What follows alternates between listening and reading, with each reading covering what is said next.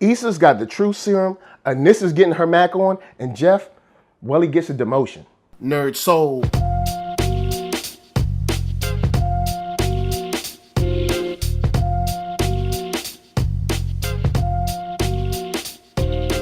Late Ill Kid at OneYoungsta, holding it down, bringing that StreetGeek and NERDSoul. What is up, my people, today? Oh yeah, coming with another wonderful episode of On Screen. We got the wonderful city of Freeland, and it is getting crazy. But before we get started, a big shout out to Jovian Jeff, also Prince081 for rolling through on them comments. It's great to see y'all back, and I'm glad we're back to talk about the one, the only Black Lightning. And right off top, I want to get into Khalil. I feel like he's trapped in between two worlds, but might be making that decision very quickly on where he wants to be. When we open up, homie is getting straight smacked up. Yo, he is playing the most demoralizing game of chess I have ever seen in my life. And you know, he was like, hey, I can play. I know how to play this game. And dude got slap checked all through the end of that game. It's a checkmate. And when he got checkmated, Tobias slapped him into sleep. But I want to know how you guys feel about this, because this is something that bosses do a lot. And not only in the criminal world, bosses do this in the corporate world. They be like, you should have known. You should have known everything. Yo, his power is not telepathy. All right? He ain't know what's going to happen. His power is not seeing the future. He ain't know what's going to happen. His power is not being able to vibe things and see people's past or possible futures. That's not his power. So I hate when especially evil bosses, but corporate bosses do this too, where it's like, you were supposed to know. Well, how was I supposed to know? Because you were supposed to know. But sir, that's impossible. So, you know what? Look, Tobias, all right, ease up on your employees, all right? He's trying. He was doing the best he could. Cyanide told him to be at the exit. He was at the exit, all right? He ain't know she was going to be getting beat up at the entrance, all right? Wherever she was in the parking lot. He ain't know. And keeping on with Khalil, how do you feel about that possible reconnection with Jen? Jen might be the person that can turn him back to the light side. Maybe, maybe not. I don't know. It did seem like him coming out to her and extending that hand, that olive branchian kind of thing, was his last ditch attempt at having something that could make him good again. And when she pushed him away, literally and figuratively, well, maybe he's just lost in the sauce. But guys, holler at me in them comments. Let me know what you think about your boy Khalil, because I know we haven't seen the last of him, but there might be that opening for a little bit of redemption, maybe just a touch of it. I'm not sure, but maybe just a piece. I also want to drive by these pods, everything that Lynn is caught up in. Of course, we see one of the pods break. Dude kills the dude, people dead, and then old girl get out the pod, she run off. But what is the plan for these pods? Because I know what Lynn wants to do, but we know very well what the government wants to do. You see, the government is a whole different thing. So the government is like, look, we didn't know these pods was around. Old boy was running a rogue operation. Check it, shoot, these people still alive.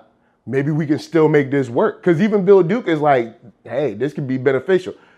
First, pause, all right? Ease up. We just got these people back into regular life. They still in the pods. We don't need to be turning them into weapons no more, all right? Ease up. But also on Lynn's side, let's not be naive. They wanted them to be weapons back then. They're gonna want them to be weapons now. There is no reason they are keeping them back. No reason. There's no reason for them to want them to be around, rather than if it's something that they can control. And now I will say this, if I was Issa, and we'll jump to Issa in a second, if I was Issa, I would probably be the illest lawyer / prosecutor or whatever, and have like 100% rate, because I would just be forcing people to tell the truth all the time. Like it would be a slam dunk. It's a foregone conclusion, yo. I would have my own show by the time I'm finished. It'd be like Just Joe Brown. It'd be like drugs, I did it. Gangs, I was in there. But now I got powers and you going to jail. I don't know, something like that. We got to work with the song a little bit, but it kind of be like that. Now with that said, let's go on and jump into your boy Issa with not only being out on the street, but then also coming into, I guess, the system as it were. And Lynn bringing him home for some strange reason. I mean, we've already, and I guess it's a compassion thing. She saw how they was treating him, you know, and then she brought that kid home, but we don't know Issa like that. Now, all right, there's two sides to this. One, you don't know that kid like that. Kid could be crazy, kill us all in our own house. Or, you know, you can't just leave some young kid. They've been putting a bag over his head like he like a I don't know, a refugee or some kind of kidnapping victim or somebody they're gonna put up for ransom. I mean, you know, you can't just do people like that. So she wanted to give him some compassion, which he deserves. But, you know, I'm just saying, let's try to stay as safe as possible because, I mean, we don't know him like that. And when we bring him to dinner, we see him using his power, and even Black Lightning catches him using his power. And that's where I have a conflict of interest, because I don't have a problem with you having powers. That's something you can't control. But you using it on me without letting me know, or you using it on me under the guise of just regular conversation is something that's unfair. And I don't think that their behavior towards him warranted that. And I think that's kind of foul. But it's probably like a drug, you know, just like the green light. Once he starts using it and knowing people's real thoughts, you want to know people's real thoughts all the time. And it's something that just keeps feeding itself. So I blame Issa, but I don't blame Issa. Let me know your thoughts on that one. I'm at odds at it, but the kid need to straighten up and fly right. And hopefully we'll be able to find some way to counteract how his cells are breaking down, because he might not have long to straighten up. Now, with all that said, I got one more thing before the jump. Come on, man. You think I was going to miss Mike Lowry? Mike Lowry. You think I was going to miss that? All right, look. Mara Braca kill, Salima kill, all the writers. Y'all knew good and dang well. The second you wrote Mike Lowry in there, y'all was like, they was sitting there in the writer's room like, yo, all right, check it. NERDSoul be running down all our shows. We know he loved Bad Boys and Bad Boys 2. He's a big Will Smith fan. Let's go on and name this character Mike Lowry. Why? First, how you gonna have a Mike Lowry that's white? They don't even go together. All right, Mike. Once Bad Boys came out, all Mike Lowry's got to be black. Then on top of that, you thought that we won't go notice? We won't go notice Mike Lowry? Come on, man. And then you gonna let Mike Lowry just take Jefferson Pierce's job like that? That you wrong. You hit a baby right now. That was wrong. Straight wrong. But let's talk about the decision for a second, which I think is kind of foul. You got the school board like, check it. We gonna fire you, but we want you to not only endorse our next dude, but stay as a teacher? So I check it. This is what you want me to do. You want me to take a demotion and then praise your boy that you bringing in? Now, I know why they want him to do that, but come on, man. How you think that's going to flow? How you think that's going to work for this whole situation? How you think that's going to come through for you and your team? This is horrible. The situation you putting him through is straight wrong. And y'all, come on, man. I expect better from the board, at least a smarter play than this. But, you know, I will say this. At the end, when the students stood up for Jefferson Pierce, it did get me in my throat a little bit, you know what I'm saying? It choked me up a little bit to see the love for the students and the love for the principal come back. And, you know, they care about each other, and he loved his students. The students love their principal and their leader, and he's always protected them. It's nice to see that. It was some great admiration and all of them chanting together. And it almost brought a tear to his eye, you know what I'm saying? So that was a great way to end the episode. Now, we got all our vegetables out the way. And after the jump, we're gonna get into that dessert. you know what I'm talking about. I'm just saying, you know what I'm talking about. But first, Cure Brand is gonna help us pay them bills.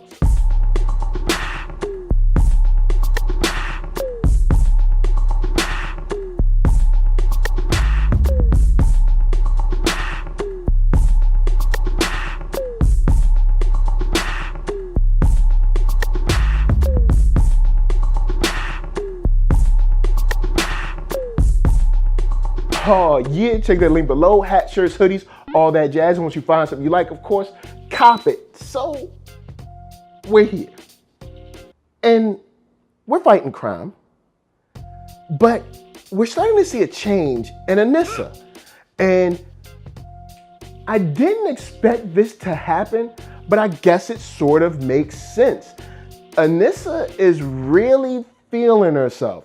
And I think this is something that she's going to have to struggle with throughout this season, because you definitely see where the feeling good about your powers and getting arrogant and prideful are two different things. Like, of course, you go out and you help people, but there's a difference in the mentality of helping out because, hey, I feel the duty to stand up and help people out. Say like Wonder Woman. Wonder Woman helps people because, she got to help people, but there's a difference in I'm helping people because I want them to cheer for me and to applaud for me so I can take a bow and kind of do the high five thing.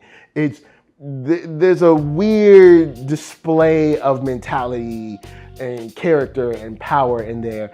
And I see Jefferson Pierce like, yo, you got to check yourself. You can't be doing this mess. Like, you got to really stay in control of why you're doing this.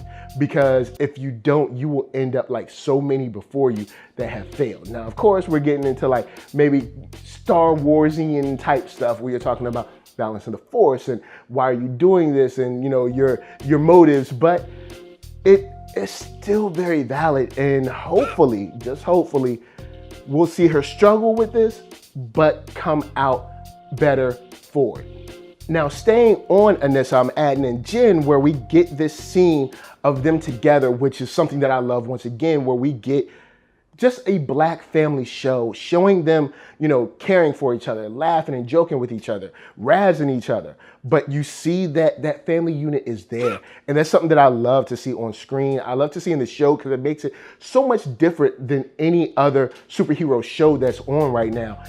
Because you see that unit, you see that foundation of love and care for each other. So even in a situation where Jefferson Pierce is not feeling his daughter, he still loves her, he still cares for her, he just wants to look out for her. And Lynn for Jefferson Pierce, or Jefferson Pierce for Jen, all of them are such a strong structure. And even hearing the kids talk about their parents, it's just funny and fun to have those lighter moments where you see that these are real people, this is a real family, and it's just another A+ for this show. Really love how they're handling that. Now, with that said, I do want to get into Tobias and this whole cleaning up of the loose ends thing. It's strange that it seems like he has to go around and get rid of all these people that have known these secrets seemingly for years. So I don't know why now is the only reason that or now is the time to go around and kill these people, like the guy that seemed to be sort of like a father figure, also the detective. These are people that seems like they probably had secrets for years and years. Why now? Or is it something in that briefcase that makes him say, yo, now is the time, I got to start knocking people off? It's strange to me, but maybe we'll find out what's in that briefcase sooner than later. And when I mean what's in the briefcase is every little detail, because he said he's now the king of Freeland, and now he's killing off people that seemingly meant him no harm and seem to be right on his side. So I wonder what's in there or why he feels now is the time. All right, so with that said, let's go on and talk about Anissa and the tenderoni doing her macaroni. Look, the second they were in the bedroom talking about mom and dad's relationship, and she said something about you weren't in a relationship, I'm like, you know good and well she about to get a girlfriend. And it was almost the very next scene. We listening to MTV Unplugged with some new young tenderoni singing songs, all right? Now, I will say this is one of the most eclectic sit-down party jams I've seen. Like, I swear there was a dude wearing a bowling shirt, a girl wearing like a bathing suit, and then I think Anissa was wearing leather, while this is a very eclectic group. But come on, guys, let's be honest. That whole scene was kind of corny. Like, she came up, she was like, you gonna be butt naked, singing me songs and heels. It's like, yo, Honestly, if this scene was written with a dude and a girl up in that joint, everybody would have been clowning him. All right, but since it's Anissa and she's a star of the show, we supposed to let it slide. Oh, no, not here at NERDSoul. That was corny. And only because you're a star of the show did that work. Only because you got that plot protection is that working. I mean, let's be for real. Anyone, man or woman, whatever, comes up with those same type of lines is definitely getting clowned. But here, she was like, daring people, only daring people win. Next thing you know, y'all half butt naked swimming in the pool, all right? Like, come on, man. Come on, man. It was nice for the show. Y'all teed it up. We saw it a mile away. It was telegraphed. We knew, oh, there's gonna be a new girl in the mix. And now, of course, you're gonna have this kind of triangle thing, maybe with the old girl. But can we call out Anissa for a second? Not only A, for being corny with that line, but B, yo, you thought we forgot about old girl that you just kind of faded away on and now going to try to act all brand new like, oh, hey, how's it going? It's like, no, fool. Yeah, it's going all right. You know what I'm saying? I'm catering. All right, while you out here living the high life and you ain't never called me back. You know what I'm saying? Don't be trying. Look, if you ain't calling people back, stop trying to front like you all brand new when you see them again. You know what I'm saying? Just take that L, be like, yo, look, I'm sorry I didn't call you back. I screwed up. I mean, come on, Anissa, you tripping. All right, you bugging out about how you doing superhero stuff. All right, trying to get applause and bowing like you ain't got no sense and giving people high fives. That's not what this is about. Also, you doing the Robin Hood thing, which, based on what I said last episode, I'm not super mad at. I know sometimes you have to dip in the dark to serve the light. I do understand that at times, as long as you check yourself and make sure yourself is checked. And now here you go with treating old girl like, like everything's all right. You know what I'm saying? Like you ain't remember that you ain't called her back. Come on, man. And life ain't been too crazy because life ain't been too crazy to be poolside chatting with Miss Sugar Mama over here. Yeah, I said it. Yeah, you should be ashamed of yourself, Anissa. You know what? Be ashamed. But Sugar Mamas aside, tell me what you think about these loose ends. Tell me what you think about playing chess with Tobias. Tell me what you think about Jefferson Pierce's future at Garfield High and how this Mike Lowry thing is going to play out. Tell me what you think about Lynn in the ASA. Also, where do you think Gamby fits in playing with this season going on? Because he's been in the background for a second, so I wonder how they're going to move him in and what's exactly going to be an inciting incident to bring him more to the forefront. So, guys, holla at me. I'm going to holla at you. Down in them comments, let's talk Black Lightning. Loving this show. Having a ball watching it. This is an amazing family that I love to see how they move and maneuver and figure out their place in this world with these powers. So, before I bounce, I'm going to tell you guys to hit up ThatNERDSoul.com. That's right. Check me out right there. All my videos from the oldest, newest, latest, greatest, and all that. Then hit up shop.ThatNERDSoul.com and pick yourself up a t-shirt player. Don't forget to get one for them playettes. Then come back here, like, comment, subscribe, and share that NERDSoul. That's right. There's no better way that I can show people that you like what you are watching. So, LA, what up? VA, what up? RBA, you got my heart. And please be good to yourselves. Please be good to each other. And remember, please remember, never, ever, ever play chess with Tobias. Peace.